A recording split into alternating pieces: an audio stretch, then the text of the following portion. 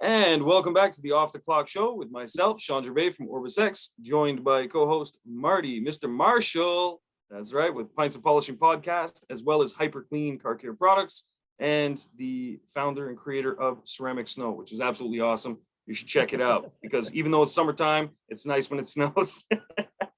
So, Marty, how you doing, man? Good, man. Good, brother. I'm gonna crack open. This is interesting. This is called Canteen Spirits. Ah, right? Canteen Spirits. Okay, black cherry, nice. Yeah, well, so it's vodka soda. Nice. I In a like it. I can. like it. Yeah, In a can. in a can. Like Perfect. that's Take it with you. pretty cool. Yeah. Exactly. Yeah. These have grown in popularity over the years. I think because of, do you ever drink Trulies or any of those seltzers? No, not those ones. No, but I did recently have something similar to that this weekend. But I think it was called Smasher or something. Anyway, we were at a buddy's cottage and he had a bunch of them there. But I haven't done the seltzer ones though. You're a fan? Okay, yeah. Seltzers are they were massively popular over the past years. And so then you also saw kind of a growth of, well, distilleries wanting to get into the game themselves. And so you've got not only breweries that started doing their own seltzers, but then you had distilleries start to make, and this is a 90-calorie gluten-free vodka soda that you get in a can. Yeah. I mean, it's 5% alcohol, so it's not heavy over the top, and it's got good flavor. Yeah. The other one I had yesterday was watermelon. I was going to say the black cherry must be nice too. Oh, watermelon, huh? Yeah, I'm much more of a watermelon guy. I'm sure, because the one I had on the weekend, different brand, but it was watermelon as well. Screen froze there for a second. I love eating cherries, but I don't like. There's a couple of fruits that I don't think transition over into other aspects very well. One of that is cherries, black cherry, any type of that flavoring. I don't like. I think it's not the same. I don't like a black cherry flavor. I don't know. So I don't really enjoy black cherry. The other one is orange. Oh, I find the same thing. Yeah. I can't do so it's funny. We got a towel. We just released a whole new series of these plush. I mean, really, really plush quality microfiber towels.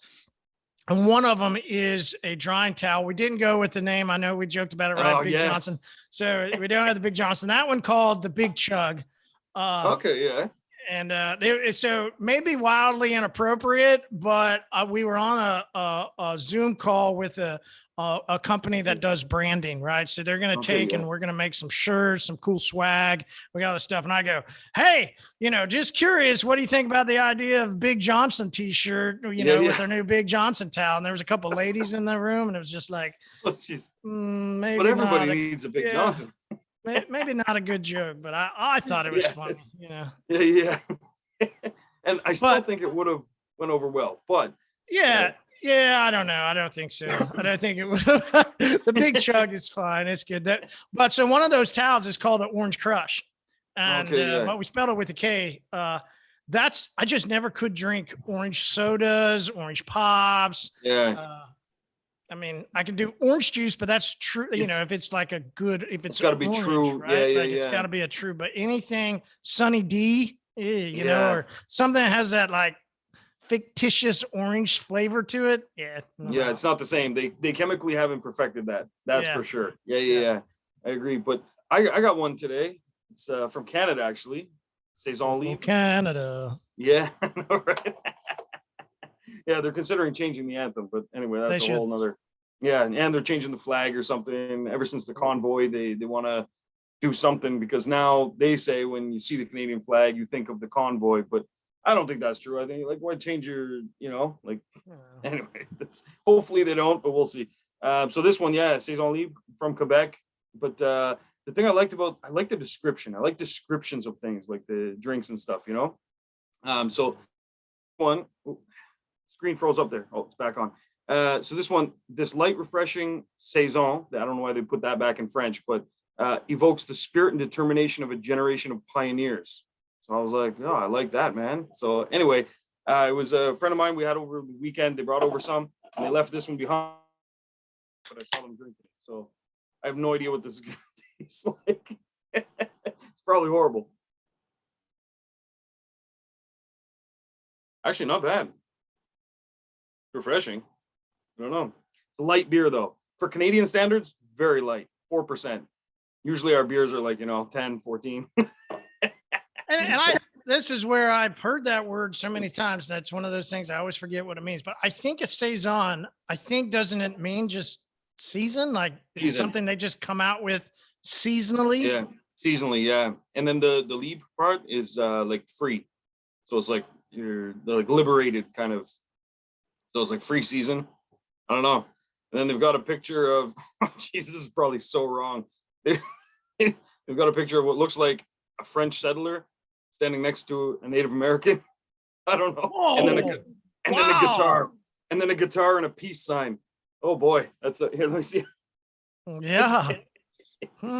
Yeah, that's probably. And you were worried about Big Johnson. Yeah, right. That's a fail there. Oh man, but it's actually pretty good though. Yeah, from the brasserie. Oh, that means brewery in French. Unibrow. That can't be right. Wait. It's obviously got some French name? Pronunciation. Yeah. Their name really is Unibrow. Unibrow is probably what it is. Yeah, but it's from Chambly, Quebec, not too far from here. Well, far enough, not too far. Canada's a huge country, full of polar bears and wilderness. Yeah, man, but that's cool. I like. There's not many truly Canadian beers aside from like we've got our like 2 or 3 main, ones like Molson Canadian, stuff like that. But the brewery side of things has really taken off lately, which is good. It's existed for a long time, but it hasn't really become a thing. Maybe if you lived in a city where they made it, it was big. But most of our stuff is just imports, But that's kind of cool. Highly offensive label, but tastes pretty good. See, could have made Big Johnson. Community, man. So, you seen any good posts lately, or anything online that's interesting? Yeah, I was just in my mind. I forgot to think through that. That's one of my fails. In this episode. I forgot to think about the post. You first. You got anyone? And I'll think through it. So I've seen some. I've seen some posts that, not in the detailing world, but I've seen some posts in other groups and stuff like that. That kind of piqued my interest of sorts. But one of the ones that I've seen lately is so there's this sales group that I'm part of, and the guy was always doing just straight video tips and stuff like that. But lately he's been video recording a lot of his sales calls, and man, I'm telling you, that sparked this whole debate about whether you should like put out your secrets, about whether you like, this and that and stuff. So anyway, I was watching this whole thread, people just attacking each other and going back and forth as per usual on Facebook. But then in the end, the guy just started calling people out. He's like, well, if you're such a good fucking salesperson, let's hop on a call right now. Sell me whatever you sell, So then he starts videotaping those calls between these like angry keyboard people. Man, I'm telling you, I went down this rabbit hole. It was like at least 3 hours of my life just like tied up. I'm telling you. But it did get me thinking. I was like, holy shit, I should start doing this with my sales guys. Like we do sales training with them, but this role play idea, I was like, man, that's pretty cool. Anyway, and then the funny part of this whole story is that I started Google searching, like sales role play and all this kind of stuff. But then later I was showing my wife something on the computer and I started typing stuff up, and all that popped up was role play at the end of everything. So she looks at me, she's like, yo, is there something you need to do? Right. So I was like, well, yeah, tonight you're going to be Pocahontas and I'm going to be, anyway, it didn't go over too well, but man, seeing these comments, go ahead, sir. You ever like playing dress up? Of course. Yeah, you gotta spice up life. You know what I mean? Put the cowboy hat in the door. Let's go, man. I'll be your caballero for tonight. Let's go. Yeah, the best is when they walk out of the bathroom and you weren't expecting it, and you go, "Oh hell yeah!" Like, okay, daddy. Like, that's let's why do I'm this. alive. Exactly. This is a ride you won't survive. But it is fun. I mean, it keeps life interesting, And you do the hotel type thing too, where you both meet up at the hotel and you pretend. Oh yeah, you're done. I haven't done that. Oh man, it's fun, man. Yeah. It's fun unless you fuck up. Like if you, let's say that night you just don't have really good lines or something like that, and you slip up. But usually, obviously, my wife, she'll be good about it. But yeah, sometimes it's like she'll like try harder. I'm like, oh damn, man, it's been a while. You know what I mean? I've been trying to pick someone up for like 12 years. but yeah, so yeah, it's fun. But on that note, sales and dating and stuff like that, I feel go very hand in hand. Like the top closers I've ever met, man, those guys, put them in a room with any woman, and like if she's your girl, you better hold on to her tight, because they're just really like good at that. And so that's where I think a lot of the intimidation for people comes from is, well, we've talked about this on previous episodes with Greg, where it was like, it's the numbers game, the dating the girl. We went through that journey and stuff, and it very much is like that. But seeing this guy do the role play, the sales role play, because my wife is listening, the sales role play, man, it was really interesting to see that. So it wasn't so much like funny per se, but it was kind of funny in one sense to see him call the people out on it and say like, oh, if you're such a good sales, whatever you're selling, call me up and sell it to me. Like I should be one of your customers then, And so that was, but it was really interesting to see it, and him going through his like objections and how he handles them and stuff like that. That was pretty cool. But yeah, so you see. All right, so mine, I've got two that once I went back through, I keep a little like a log stash. Yeah, I keep a little stash of them because I couldn't. Like I said, I forgot to go look at it.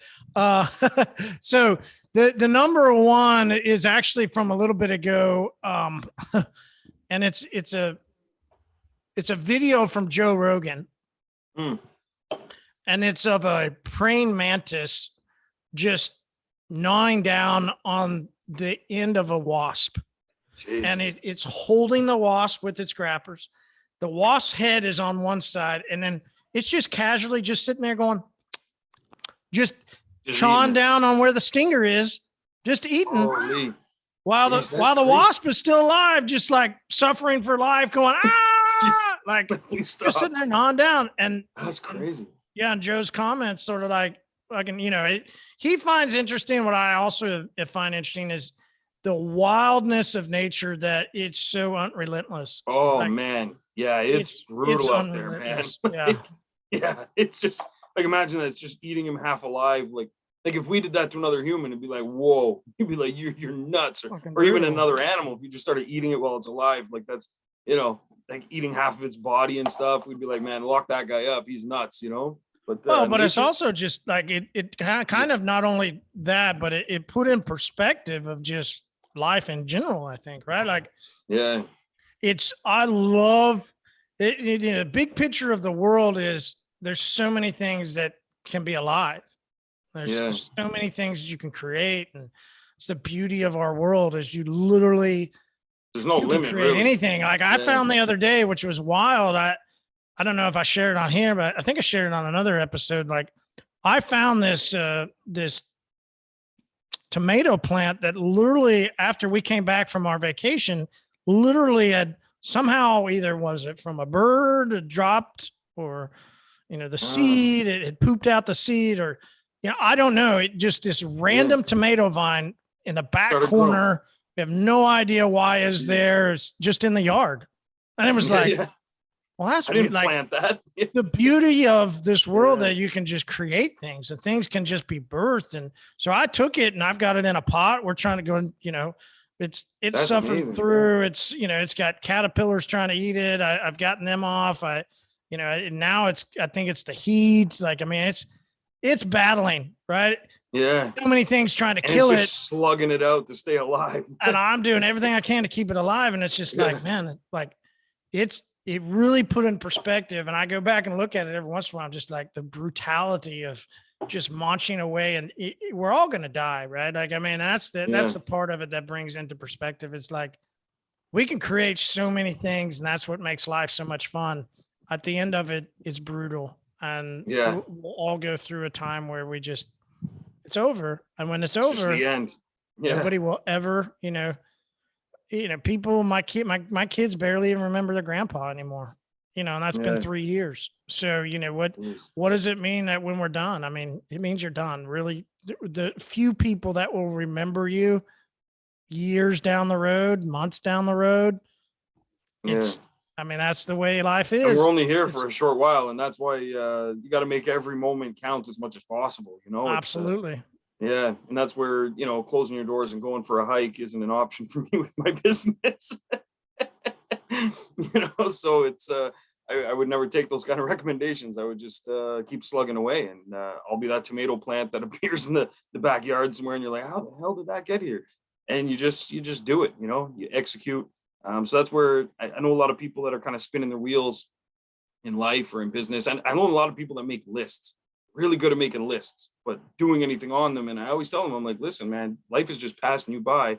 I'd rather be starting something, even if it's not going to be the end thing that I do or whatever, but just doing something. And then you'll find you transition into other stuff. So me, I've never really been lost like that. I've always just done stuff, I haven't always done everything that I've wanted to do, but I just did stuff. And then that transitioned me into other things that I did enjoy doing.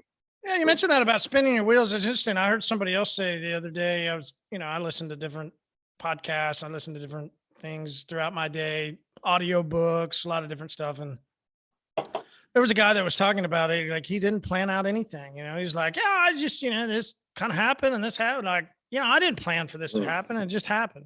Like, and then I didn't plan for that tomato plant to happen. It just happened. Yeah. So there are things that in life that they will just naturally evolve, right? Yeah. Things that you don't plan sometimes can just naturally give bloom. 100%. Yeah. Rare though, right? Rare. Yes. It's much better to plant a garden, go to Lowe's or go to the local, place that has a green room that you can go in and buy plants. That's a much better way to do it. You'll actually get a harvest. You'll actually get to see fruit. It's going to take work, but if you plan it out, actually you can come. What's that saying? If you plan for your success, success happens. The failure happens in the not planning to fail, right? Like, failing to plan means you plan to fail or something like that. Not planning at all means you're planning to fail, I think, right? Yeah. Something, one of those, right? Yeah, it's one of those. Listen, we're off the clock. We're having some drinks. Who gives a fuck? Whatever. Like, yeah, exactly. Everybody understands the analogy, right? We all get the analogy, deal with it. Yeah.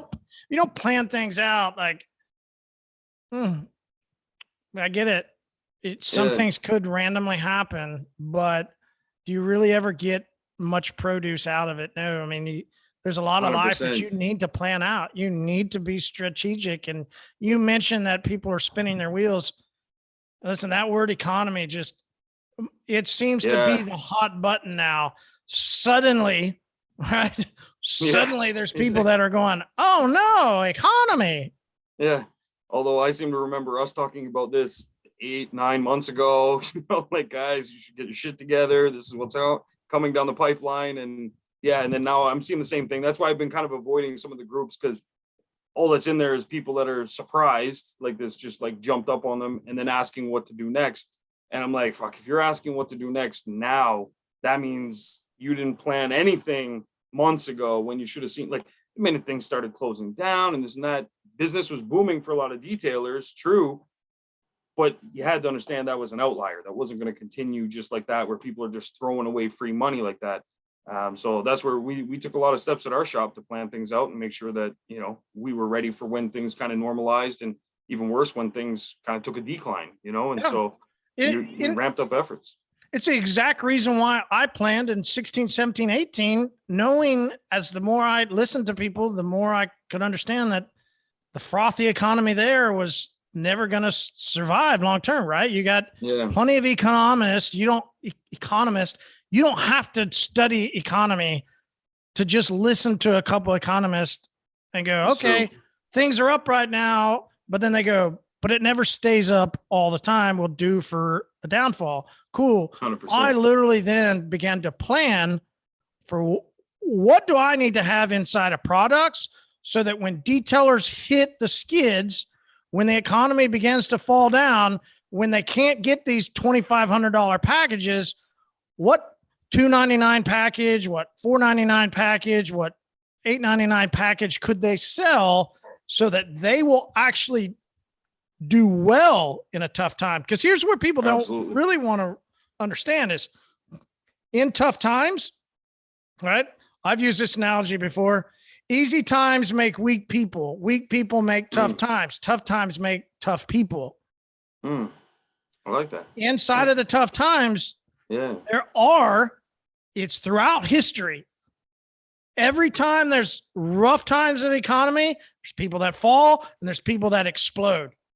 I wanted to make sure that my company and then the people that are a part of community have a way of coating cars, cleaning cars, working with people, have it as a great value so that during this time when the economy begins to fold, there is something for them to hope, hold on to, grasp, and climb through the tough economy. Because gosh, what would $2,000 a month mean to somebody's bottom line extra, right? An extra $2,000 a month for many people right now is, boy, that's a big boom for them. It's great. They would love to have an extra $2,000 a month. And geez, you throw Uno on a car, it takes you an hour or two with maybe a little bit of prep work and you're at $300, you're making $150 an hour. Absolutely. And that's where having those options available, it makes a lot more sense for them as the detailers going out there, because it's a lot easier to sell that during tough times. Excuse me. Because if they're having tough times, their customers are having tough times. Yep. So putting things in perspective, it's like, well, I can't keep selling a $2,000, $3,000, $4,000 coating. If he's not going to pay that, now I can't pay my bills. So it's time to switch things up. And yeah, that's where that kind of stuff helps a lot. And we've noticed a change with our upsells. That was one of our big things. We used to upsell people, to higher ticket items. That was our goal initially. And when we started to see a shift in things, we kind of switched things around. So we're selling those high ticket items just directly. So like our paint protection film, stuff like that. But we've noticed a shift in people's upsells, what they say yes to, the number of objections they have, and they're concrete, like hard, like just literally don't have the money for this. It's not like I don't think I want to spend it or something like that. Just don't have it. So we've switched to a lot of smaller upsells as well. And that's what we saw coming, was that, there was just kind of a shift in the mentality here. I'm sure it's different other places, and I'm sure it's worse in other places. But we noticed that coming. So we started tweaking our packages, because we have packages that we sell as the main service, but then we have packages that are upsells. They're kind of bundles of things that we have together. So that was a big shift we noticed. And how we noticed it was we offer something here called PayBright. In the US, I think it's called Affirm. I think so. It's like that buy now, pay later stuff, those kind of things. Yeah. So we have it here called PayBright. And we noticed that the number of applications for PayBright went up 200%. It was phenomenal, like absolutely insane. And so people that were like, I want to do this, like I want to wrap my car, or we noticed even for things like getting a windshield replaced, like little things that, it's not a huge ticket item, like a, average windshield replacement around $300. It's not a huge ticket item, but we noticed some people were just like, just don't have it, and I was like, well, sometimes your insurance covers it. And I'm like, hell no. They're like, just in case they increase my rates. They're like, no way. So they'd rather do the buy now, pay later. They pay a little bit more for that because there's fees of course, associated with it. But we noticed a huge increase in people doing that kind of stuff. And we said, okay, so people are being a little more tight with their spending, things like that, but they still want these things. So what we found is that we could add a bunch of little upsells, package them together, and give it to them. Now it's spread out over a period of payments. So our upsells have actually gone up in overall dollars spent, but the customers are now using a different payment method. So that's one thing I highly recommend, is that if someone's not using a buy now, pay later, that's something, look into that as well. But we'll jump into that when we get into our new segment, which we're going to talk about. So we're releasing a new segment for you guys where we're going to give you guys sales tips and practical things you can do in your business that'll help your business excel, help you with your growth. And so it's going to be called Just a Tip. Hey, that's all you're getting. We're not putting it all the way in. You're not getting the whole sales thing. You're just kidding. Just a tip, just to see how it feels. So it's like that fun game, ouch, you're on my hair, but yeah. So my big tip for this week would be take a look at the buy now, pay later type things. There are a lot of them out there nowadays. So the one in Canada here is PayBright. They were acquired by Affirm. So Affirm's offered in the States, but there's tons of them. There's a lot of them. They each have different terms, different amounts. We have to pay a certain fee, every transaction, things like that. But customers can apply online. It takes only a couple minutes. They get instant approval, unless they're declined, but that's rare. Affirm in the US and PayBright here, they make their money basically on these, short-term loans. They have zero interest in most cases for a lot of this stuff. So customers love it. But if they miss a payment, they have really high interest. That's if they miss a payment. So it's, hopefully it doesn't happen. But you as the business owner get paid right away from them. They're basically taking over that loan, which is pretty cool. So that's my big tip is do that in an economy like this, where you see people are having trouble paying for things with their, cash on hand, but it doesn't mean they don't want the product or the service. So in this case, you can still sell them that service. And in most cases, you can actually add on to it because it looks different when you say, oh, it's only $37 a month versus if you tell them, yeah, it's going to be $1,200 with all your add-ons, so it's a lot different when they see that. So you can actually tack things on and be like, hey, we could add on Uno for an extra $4 a month. And they're like, great, throw it on there. And really, you're getting $300 for that. But the customer on their end, they're only seeing the $4 a month increase. So there's things you can do like that really boost your sales. So you're making top dollar today and the customer's paying that over time. So that would be my just the tip. Yeah, I love that. I did that years ago. So this is the funny part about some of the way I've lived my life. Outside of divorce, I realized the amount of alimony and shit that I was paying, and when we were gonna have to go to court and all this stuff. Like, I started dumping as much money as I could into something else that maybe will bring life post-divorce, right? Inside of divorce, when you're going through it, like, they look at all your finances and what 50% are they going to get? So I was like, fuck, how do I get that number down? And then outside of divorce later, a company to go into that I've poured a bunch into. And so for me, that was I got involved with cell phones, and then I was selling cell phones and services, and I got into owning some cell phone stores and grew a small chain in South Carolina called the Phone Zone. Beautiful. And the Phone Zone sold a lot of those buy here, pay here type of things, right? It was that type of the market for cell phones, those cheap plans, the month-to-month plans. And a lot of those people, right, they wanted the nicer phone, but they couldn't always afford it, right? Yeah. We slaughtered with, okay, yeah, you want this phone? Great. You can get it for $20 a month. Same as AT&T. If you go to AT&T, they're going to, you one of the new iPhone, great. You're just basically going to sign up for 2 years, and you pay $20 every month, and it's buy here. Only $20. This is a pre-plan on your cell phone, but if you want that cool phone, great, no problem. You've been working for a month or 2 months, I think it was. Like, they had to prove that they had been working, but once they could prove that they've worked, dude, they got approved like that, just like that. And was that interest rate high? Yeah. Was it a good deal for them? No. Did it get them what they wanted? And I met their need, and I met their budget. It wasn't for me to decide, the success of their financial, absolutely life. I just needed to know that I met their need. I got their phone, and we got paid. The cool thing is you get paid immediately. Yeah, exactly. Yeah. You get your money up front at zero discount either. It's a full asking price. And then, they just pay it out, and they have to deal with their credit. You as the business owner, it's like you're getting just a complete sale, and they're paying cash. Mm-hmm. It's the exact same equivalent. And then they're taking on the loan and the risk and everything like that, but nothing to do with you once the ink is dried on that paper.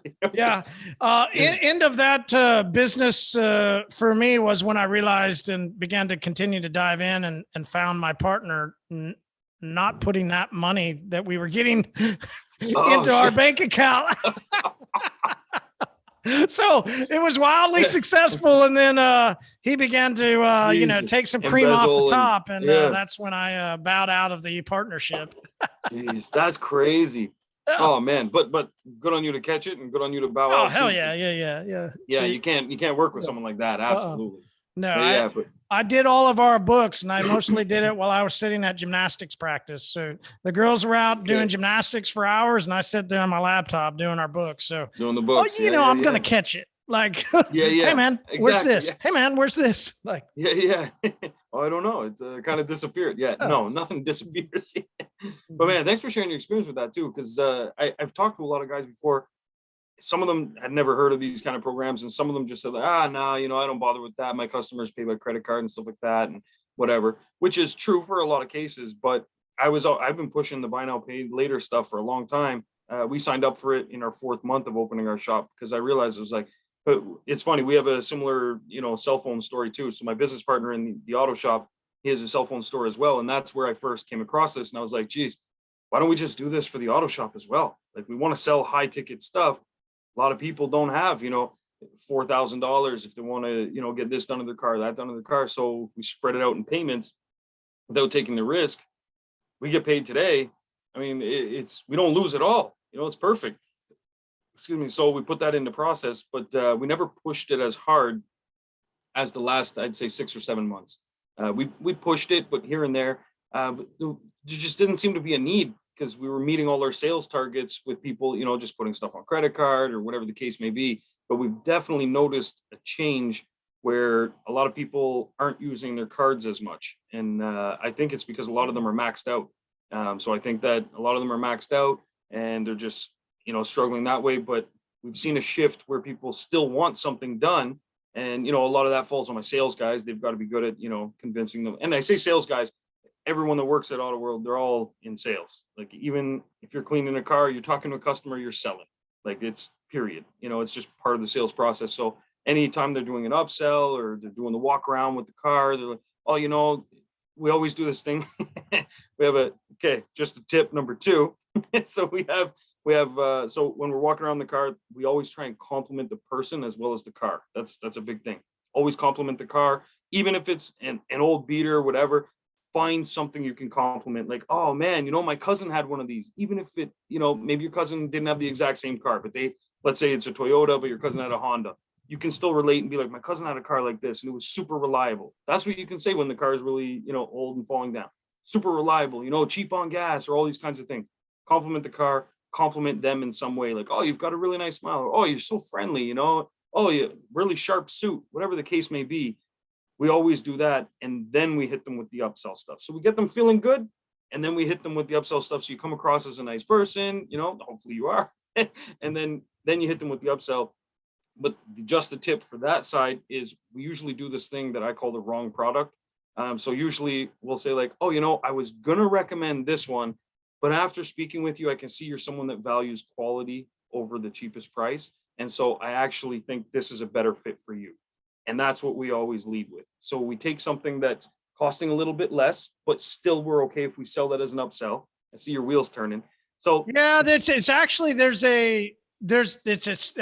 actually part of a close, and I can't remember. There's a technical term for that close, but it's basically an either or type of close. It's like, I love. You're gonna do this, but this actually is yeah.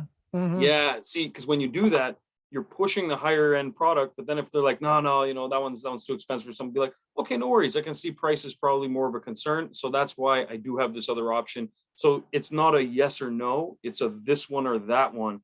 They've got to make a decision, and then it's just like, don't worry. Now we just hit them with we can tack this on for $199 right now. Or if you prefer, you can pay this over 12 months installments, no problem. Quick application. You can do it while you're waiting for your truck, period.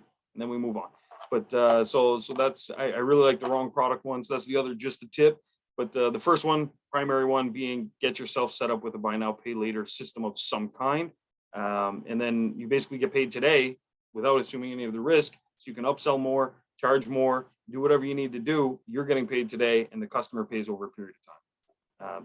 And what I'll do, I'll post after this, I'll post some links to some of the ones that are out there. But like I said, there's hundreds of these things. They popped up, especially with e-commerce taking off. These things are everywhere. You've probably even seen them on websites. So you go buy a t-shirt and it's like, buy today. Shopify is a massive e-commerce site. We use it and they have what's called Shop Pay. Basically it allows them to pay in installments and then and those guys, I've watched videos on like how they make money. Those micro loans that they're taking, they actually turn out really well. Like it's huge money for them. So that's, if you're wondering how they make money, that's what's in it for them, is those micro loans. Not everybody pays all of their payments on time. So if they miss one payment, something like that, those missed payments, high interest rate. But then also they do make money even if they do pay on time as well. So it's worth it for them for sure. Yeah. All right. So just a tip for me. I'm going with something I know. I know that detailers, I know that people, even just whether it's weekend warriors or I do it after work, or, I'm full-time into it. The majority of people that are in car care, and we're doing it because we love to clean cars, we're actually scared and a little bit afraid of trying to sell somebody. A lot of it's that stigmatism. A lot of it's that, especially for me, I considered sales, well, like a lot of used car sleazy type salesmen, or that, that, I don't know, refrigerator salesman that's waving his hand, or that carpet and mattress guy. And it's like, I've always thought that, let me rephrase that, previous in a former part of my life, I had thought that's the way sales was. And it was this used car sleazy type salesman. Yeah. Selling snake oil. Yeah. Yeah. Well, yeah, it's snake oil. And then it's just also the persona of the guy that's selling it, right? Like the slick back hair, like I actually one time I was out looking for cars, and I pulled up to a dealership, and the guy that came out was that atypical slick back. He's got his shirt, everything. And I'm just reverse, like no way in hell. Like I just, sorry guy, man, my bad. I ain't doing it. Right. Like, I can't. I can't do it. Cause that's the way I always feared sales. Right. And I know that other people fear sales that way because they don't want to be like that. And so my tip is to ask questions. Who, what, when, where, why, and how. I mean, those are things that we learned back in early part of like high school, grammar, how to write papers, how to do things. You always ask questions: who, what, when, where, why, and how. So if you're scared about going up and talking to somebody, that was your point of what you said, tip number 2, which that means that you had to tip number 2, you realize what that means, right? Like tip 1 was, and you had to go for another tip. I went in for a second tip. Second tip, man. That's scary. It's a little scary when you go for that second tip, man. So shocker. You said it is. It is a shocker. Is to ask the questions, and you need to write them out. You should have a script of very innocent questions that get people talking. You're at a gas station, you're at a car show, you're at a mall, you're at a parking lot. I mean, you see somebody with a nice car, most detailers go, great, I'm going to go put in a business card. And I'm going to go put it into or I'm going to go over and ask him if he needs his car detailed. And I'm going to give him my business card. I stopped carrying business cards years ago because most people do what with a business card? Oh, okay. Exactly. Right? Like, it's a waste of time, energy, and money to create a business card. What you should do is go ask them a question like what you had said. What is it that you like about your car? Hey, you got a really great Mercedes G-Wagon here. You got a really great Porsche Cayenne, right? Whatever it is. What is it that you like about it? Because I really love those wheels you chose. Or what does he like about it? Because I love your paint color. You really just need them to start talking. And once they're done telling you what they like, ask them another question. And you want to have 2 or 3 of these pre-written out questions that you just get somebody talking. And when you ask them these questions about their car, now you can't go because you got to understand he doesn't want to spend 15 minutes. This is, you got 3 minutes. Got to be short and sweet. You got 3 minutes. And then you better either have something that you can get them hooked in, or if you ask the right questions, they'll probably look at you and go, well, why are you ask me these questions, or what is it that like they're going to want to know why. Yeah, that's true. That's the start.